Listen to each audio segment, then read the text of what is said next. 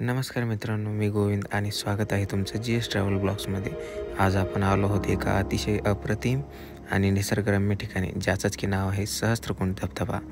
हे ठिकाण बघितल्यावर मन एकदम प्रसन्न होतं आणि निसर्गाची ताकद काय असते ते प्रत्यक्ष अनुभवायला मिळतं। सहस्त्रकुंड धबधबा महाराष्ट्र आणि तेलंगणा या दोन राज्यांच्या सीमारेषेवर आहे, खास करून किनवट तालुका, नांदेड जिल्हा इथे। मी इथं आलो आहे संभाजीनगरहून। सकाळी लवकर निघालो कारण प्रवास साधारण 6 ते 7 तासांचा आहे। रस्त्यातून जाताना आजूबाजूचा निसर्ग, गावं, हिरवीगार शेते हे सगळं डोळ्यांना सुखावणारं आहे।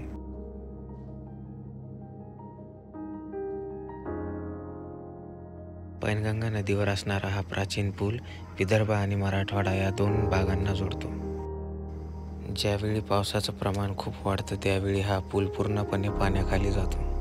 तर मित्रांनो, आपण पोहोचलो आहोत सहस्त्रकुंडला। इथं उतरताच सर्वात आधी ऐकू येतो तो म्हणजे पाण्याचा गडगडाट। जणू निसर्गाचा संगीत मैफिलच चालू आहे। इथे गाड्या पार्किंगसाठी खूप प्रशस्त अशी जागा आहे। गाडी पार्किंगला लावली आणि निघालो आपल्या मार्गाने। सहस्त्रकुंड परिसरात तुम्हाला काही लहान खानावळी दिसतील, जिथं गरम पोळी भाजी किंवा भजी खायला मिळतात। आणि मित्रांनो, चहा तर जरूर घ्या। त्या धबधब्याच्या आवाजात बसून गरम चहा प्यायचा अनुभव वेगळाच असतो। या ठिकाणी महादेवाचं खूप प्राचीन असं एक मंदिर आहे। चला तर आपण मग त्या ठिकाणी जाऊया। मंदिर परिसरात नव्यानेच बांधकाम चालू झालेलं आहे। हा आहे मंदिराचा प्रशस्त असा परिसर।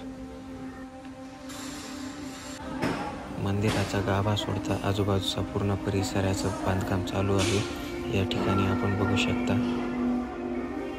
इथे आल्याच्या नंतर सर्वात पहिले भगवान शंकराचं दर्शन घेतलं।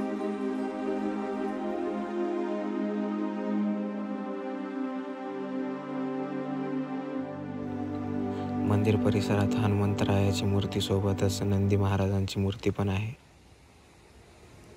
इथं पर्यटकांसाठी थोडं बघण्यासारखं प्लॅटफॉर्म आहे, जिथून धबधब्याचं सौंदर्य पाहता येतं। तुम्ही इथं पिकनिकसाठी किंवा ट्रिपसाठी आलात तर पाण्यात जास्त आत जाऊ नका, कारण प्रवाह खूप वेगवान असतो। दरवर्षी या ठिकाणी बरेचसे लोक आपला जीव गमावतात। सहस्त्रकुंड या नावातच एक अर्थ आहे। सहस्त्र म्हणजे हजार आणि कुंड म्हणजे पाण्याचे खळगे।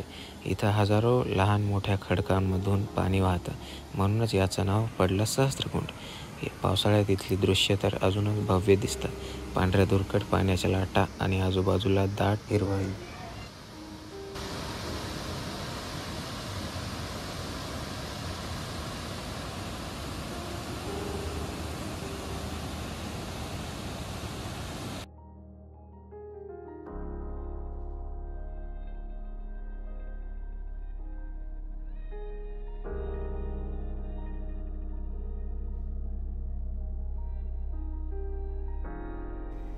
धबधबा अंदाजे 100 फूट उंचीवरून खाली पडतो आणि गोदावरी नदीवर तयार झालेला हा निसर्ग चमत्कार अगदी अप्रतिम आहे।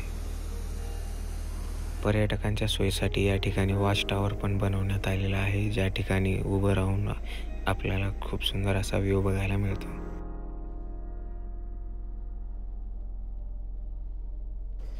वॉच टॉवरवरून आपल्याला खूप सारा परिसर या ठिकाणी बघायला मिळतो। समोर दिसतंय ते पर्यटकांसाठी बनवण्यात आलेला प्लॅटफॉर्म, दोन्ही साईडनं पडणारे धबधब्याचे पाणी आणि समोर असलेला हा विहंगम नजारा।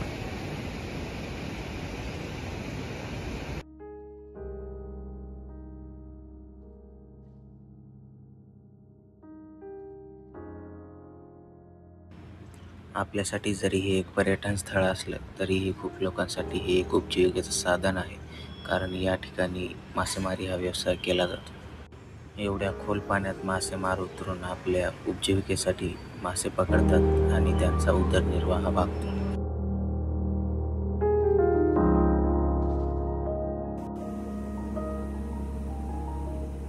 तर मित्रांनो, हा होता आजचा आपला सहस्त्रकुंड वॉटरफॉलचा ब्लॉग।